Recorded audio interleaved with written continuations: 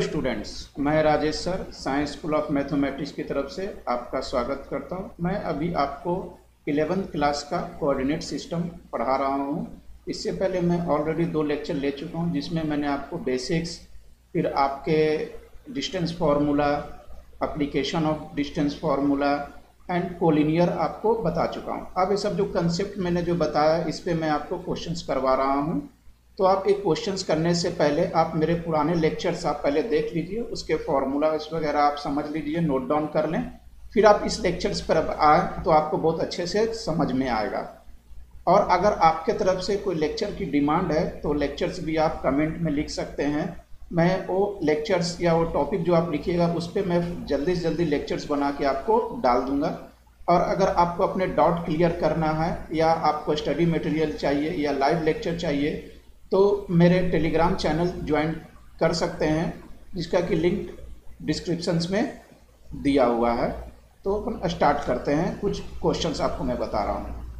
जैसे first question है, find the distance between the following point. ये दोनों पॉइंट के बीच का डिस्टेंस निकालना है। तो सिंपल फॉर्मूलाज है, मैंने बताया था, अंडर रूट अब x2 माइनस x1 का square plus y2 minus y1 का स्क्वायर। किसी को भी आगे पीछे लिख सकते हैं। एक को x1 y1 मान ले, एक को x2 y2 में मान ले। तो अब ये जो वैल्यूज है, ये वैल्यू आप यहाँ पुटअप कर दें, मतलब जो फर्स्ट बार पढ़ रहे हैं वो वैल्यू यहाँ पर पुटअप कर दें और उनका आंसर फाइनली आ जाएगा। लेकिन जो ऑलरेडी जिनको प्रैक्टिस अच्छी है तो सिंपल यहाँ से ही कर सकते हैं। Basically this is y2 minus y1 and this is x2 minus x1। किसी को भी कर सकते हैं, x2 माइनस x1 या x1 माइनस x2, कोई फर्क नहीं पड़ना है, क्योंकि स्क्वायर है ना, तो ऑलरेडी पॉजिटिव आंसर ही आ जाएगा। तो ये आपके आ गए फाइनल आंसर। नेक्स्ट क्वेश्चन देखिए। नेक्स्ट क्वेश्चन, ये दोनों के बीच डिस्टेंस निकालना है। ये भी आपको वैसे ही करना है। एक को मान लेते हैं आप x1 y1 एंड सेकंड को मान लें आप x2 y2, और जो वैल्यू आप यहाँ पुटअप कर दीजिए। तो जैसे x2 है तो x2 की प्लेस पे 5 एंड x1 की प्लेस पे 4 पुट कीजिए। और इधर आपका y2 माइनस y1 है तो y2 की प्लेस पे 0, y1 की प्लेस पे 0। यहाँ देखिए आप x2 क्या है, माइनस 5 है, और x1 क्या है आपका 4 है। तो यहाँ आप एक चीज़ कर सकते हैं, यहाँ जैसे आप देख रहे हैं तो आप जैसे x2 है तो कोई फ़र्क नहीं पड़ना है। x2 अगर मैंने माइनस 5 पुट किया और x1 की वैल्यू माइनस 4 पुट किया, दिस इज स्क्वायर।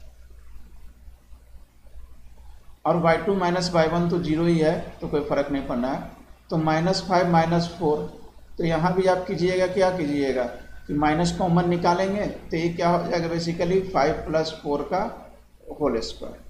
तो वही चीज़ हुआ, इसलिए मैंने यहाँ डायरेक्ट लिख दिया 4 प्लस 5। तो आप स्टूडेंट इस तरह से भी यूज कर सकते हैं। दोनों केस में आंसर आपका सेम ही आएगा। This is final answer. Next question देखिए।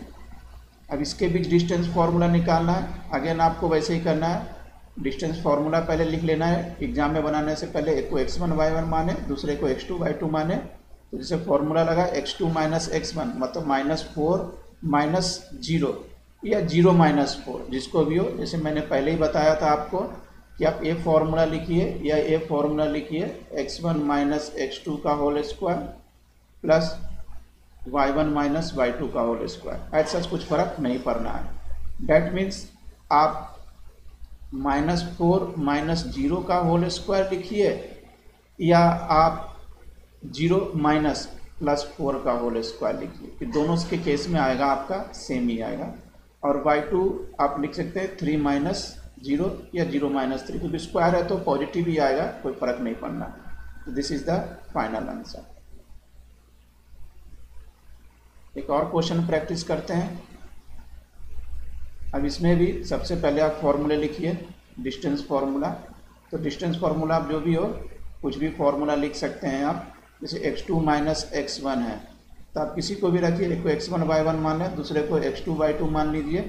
तो आप जैसे भी रखें, आप x2 है, x2 कितना है 0, x1 कितना है 0 का स्क्वायर प्लस y2 कितना है 7 माइनस, और y1 के माइनस 3, तो इसको प्लस 3 बना देगा और ये फाइनली आंसर हो जाएगा। And this is the final answer. इस क्वेश्चन में क्या है, find the value of A if the distance between the point a,2 और 3,4 दोनों के बीच का डिस्टेंस 2√2 है। तो एक काम करेंगे, एक को x1 y1 मान लेंगे और दूसरे को आप x2 y2 मान लें। इसमें डिस्टेंस फॉर्मूला लगा के 2√2 को इक्वल कर दें तो आपका a आ जाएगा। जैसे देखिए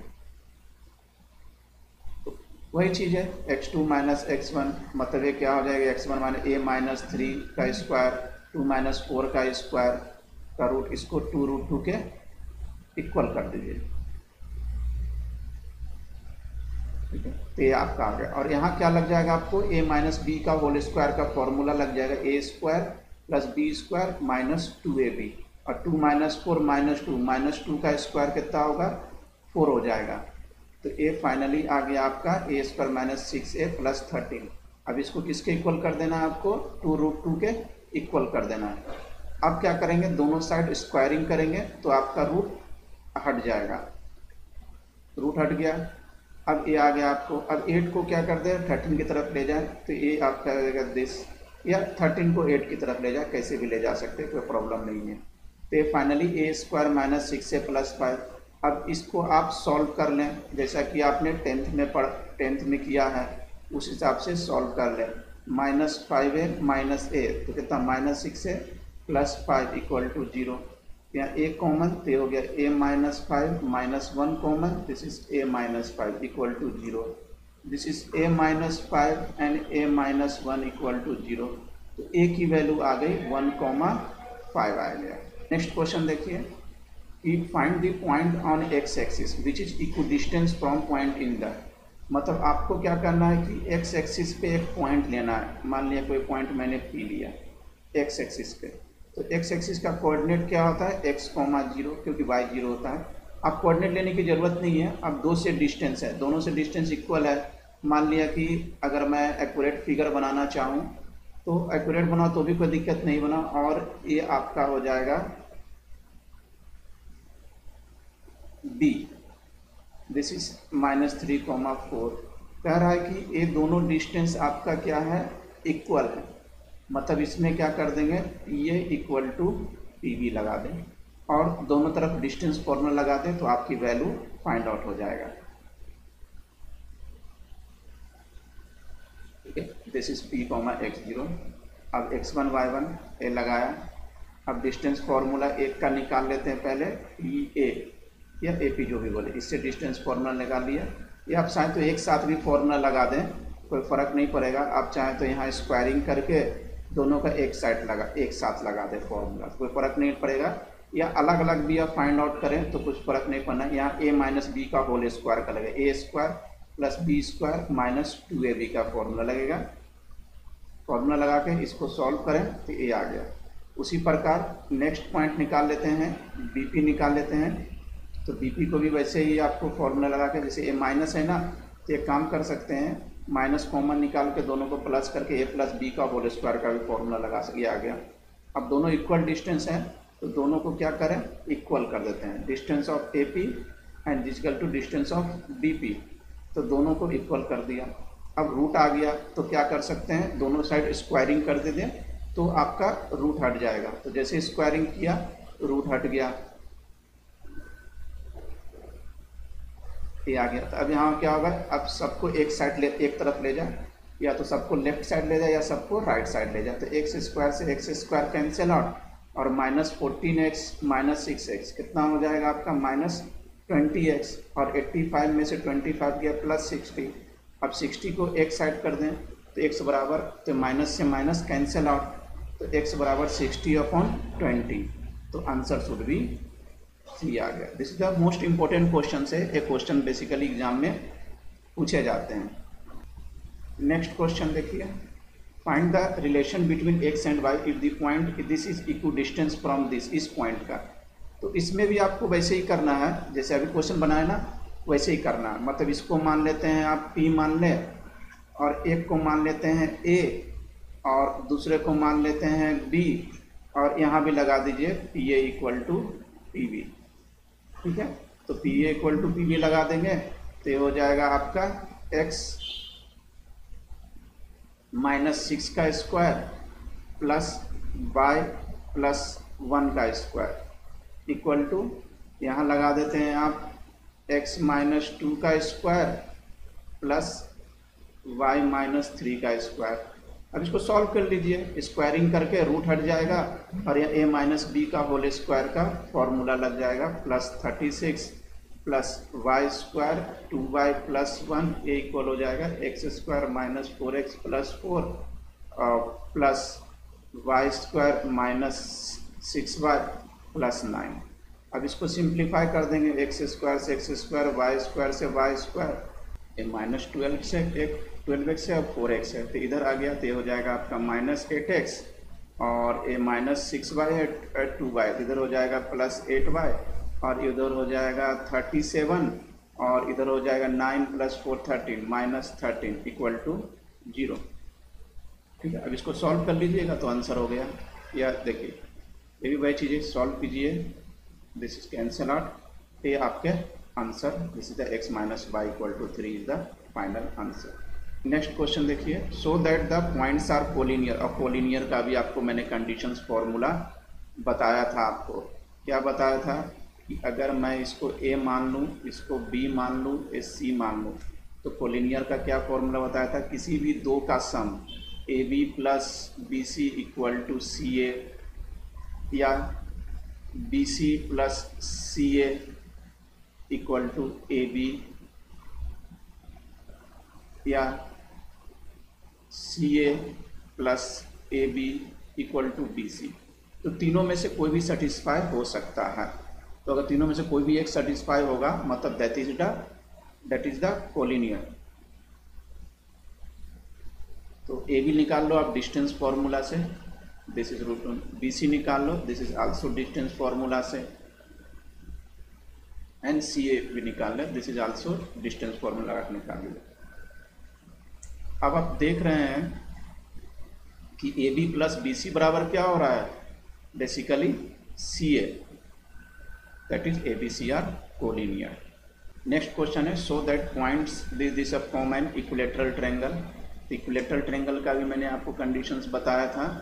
एक तो a B c, equilateral triangle क्या होता है, तीनों sides equal, a B equal to B c equal to C a, मतलब तीनों में क्या लगा दे, डिस्टेंस फॉर्मूला, इसको ए मान लें, इसको बी मान लें, इसको सी मान लें, तो तीनों डिस्टेंस फॉर्मूला लगाएगा तो तीनों आपका सेम आना चाहिए। एक को ए मान लें, बी मान लें, सी मान लें, पहले ए बी निकाल लेते हैं डिस्टेंस फॉर्मूला लगा के, तो ए बी 2 आ गया, बी सी भी डिस्टेंस फॉर्मूला लगाते हैं तो बी सी भी आपका 2 आएगा, सी ए भी डिस्टेंस फॉर्मूला लगाते हैं तो ए भी आपका 2 आ गया, मतलब तीनों आपका डिस्टेंस क्या होगा, इक्वल, मतलब this points are form an equilateral, ये पॉइंट से आपको इक्विलेटरल ट्रायंगल बन जाएगा।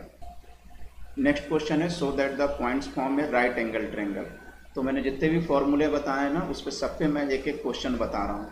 तो राइट एंगल ट्रायंगल क्या है, this is A B C, अपने को मालूम नहीं है कौन परपेंडिकुलर को, ए राइट एंगल ट्रायंगल का अगर मैं एक नॉर्मल ट्रायंगल बनाता हूँ, राइट एंगल ट्रायंगल नहीं बनाता हूँ, क्योंकि अपने को पता नहीं है ना कि कौन सा परपेंडिकुलर, कौन सा बेस और कौन सा हाइट हो सकता है, कुछ भी हो सकता है।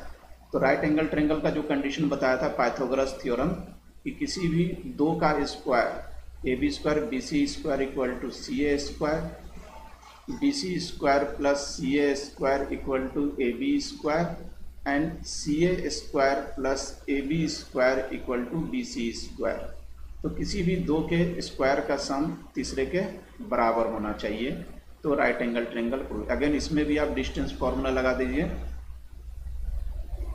ए बी निकाला, ए बी निकाल लिया, फिर बी सी में डिस्टेंस फॉर्मूला लगा दिया, बी सी भी आपका आ गया √52, फिर आप सी ए में डिस्टेंस फॉर्मूला लगाएं तो सी ए भी आपका आ गया √50।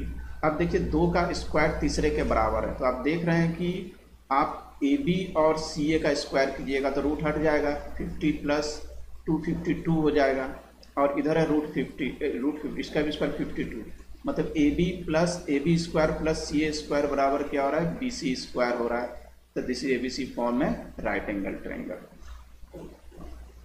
नेक्स्ट क्वेश्चन है, नेक्स्ट क्वेश्चन कह रहा है कि so that points are right angle isosceles triangle. क्या बोल रहा है, राइट एंगल आइसोसेलेस ट्रायंगल। तो इसमें क्या होगा कि आपको आइसोसेलेस का भी कंडीशन लगाना है कि दो साइड आपके इक्वल भी होंगे और पाइथागोरस थ्योरम को भी सेटिस्फाई करना है। तो जैसे पॉइंट है तो ए बी सी मान लिया पॉइंट को, ए बी निकाल लिया डिस्टेंस फार्मूला से आपको, फिर बी सी भी हम बी सी पे भी मैंने डिस्टेंस फार्मूला लगा दिया, तो बी सी में भी आ गया √212। फिर मैंने सी ए में डिस्टेंस फार्मूला लगा दिया, तो सी ए में भी डिस्टेंस आ गया 106। तो यहाँ क्या होगा कि आपको दोनों चीज़ होना चाहिए। तो आप देख रहे हैं कि ए B square plus C A square, इसमें दोनों कंडीशन सेटिस्फाई हो रहा है कि ए B square plus C A square equal to B C square भी हो रहा है और A B equal to C A, तो ये आइसोसेलेस का हो गया और ये राइट एंगल के ट्रायंगल का हो गया, दोनों कंडीशन। तो that means this is the this point show the right angle isosceles triangle. Next question is show that the points taken order A form में पैरेललोग्राम। तो पैरेललोग्राम आपको मालूम है कंडीशंस कि पैरेललोग्राम में क्या होता है, क्या है, अपोजिट साइड्स आपके इक्वल होते हैं। तो ए बी सी डी मान लिया, ए बी में डिस्टेंस फार्मूला लगा दिया, बी सी में डिस्टेंस फार्मूला लगा दिया, फिर उसके बाद डिस्टेंस फार्मूला सी डी में भी लगा दिया, सी डी में लगाने के बाद फिर डिस्टेंस फार्मूला आपने डी ए में भी लगा दिया। तो यहाँ देख रहे हैं कि A B equal to c d आ गया और b c equal to d a आ गया, मतलब अपोजिट साइड तो आपको यहाँ इक्वल हो गया। अब इसमें क्या लगाना है, आपको डायगोनल भी निकालना है, क्योंकि डायगोनल आर नॉट इक्वल होना चाहिए। तो जैसे ए सी डायगोनल निकाला तो 136, बी डी डायगोनल निकाला तो डायगोनल आ गया आपका 180, मतलब वो diagonal are not equal to. तो अपोजिट साइड इक्वल है but diagonal not equal to है, मतलब दिस पॉइंट फॉर्म है पैरेललोग्राम। ठीक है, अगर आपका डायगोनल इक्वल हो जाता तो फिर वो चीज़ आपका हो जाता rectangle, taken in order of form rectangle. ये भी सेम चीज़ है, ए बी सी डी वही चीज़ निकालना है आपको, एक को ए बी सी डी निकालना है, ए बी फाइंड आउट कर लेंगे डिस्टेंस फार्मूला से, बी सी फाइंड आउट कर लेंगे डिस्टेंस फार्मूला से, फिर आप क्या कीजिएगा सी डी फॉर्म कर लेंगे डिस्टेंस फार्मूला से, फिर डी ए भी फॉर्म कर लेंगे डिस्टेंस फार्मूला से। यहाँ अपोजिट साइड इक्वल हो गया, A B and C D and B C and D A equal हो गया। अब डायगोनल भी निकाल लेंगे, तो यहाँ क्या होगा कि डायगोनल जो होगा आएगा ना, वो आपका डायगोनल इक्वल आना चाहिए, तब ये आपका रेक्टेंगल हो जाएगा। बी डी में भी डिस्टेंस फार्मूला लगाया तो डायगोनल इक्वल आ गया। तो मतलब कि अपोजिट साइड्स इक्वल हो, पैरेललोग्राम में भी हो और आपके रेक्टेंगल में भी हो, दोनों में डिस्टेंस क्या हो, दोनों में डिफरेंस क्या होगा कि अगर डायगोनल इक्वल होता है तो रेक्टेंगल हो जाएगा और अगर डायगोनल इक्वल नहीं होता है तो आपका पैरेललोग्राम हो जाएगा। Next, so that the points taken order form a rhombus. तो रोम्बस में क्या होगा कि A B C D point मान लें ऑल साइड्स आर इक्वल हो जाएगा, ए बी सी डी निकाले तो ए बी में डिस्टेंस फार्मूला लगा देंगे पहले, फिर बी सी में डिस्टेंस फार्मूला लगा दें, फिर आप सी डी में डिस्टेंस फार्मूला लगा दिया, फिर डी ए में डिस्टेंस फार्मूला लगा दिया, तो ऑल साइड्स आर इक्वल हो गया। तो ये तो हो गया साइड्स इक्वल हो गया, मतलब अब ये रोम्बस भी हो सकता है और स्क्वायर भी हो सकता है। अब ये रोम्बस होगा या स्क्वायर होगा उसके लिए आपको पहले डायगोनल निकालना पड़ेगा। तो ए सी डायगोनल निकाल दिया डिस्टेंस फार्मूला से, फिर बी डी डायगोनल भी निकाल दिया डिस्टेंस फार्मूला से। तो यहाँ देख रहे हैं कि डायगोनल इक्वल नहीं है, मतलब डायगोनल इक्वल नहीं है तो मतलब क्या होगा, दिस इज द रोम्बस।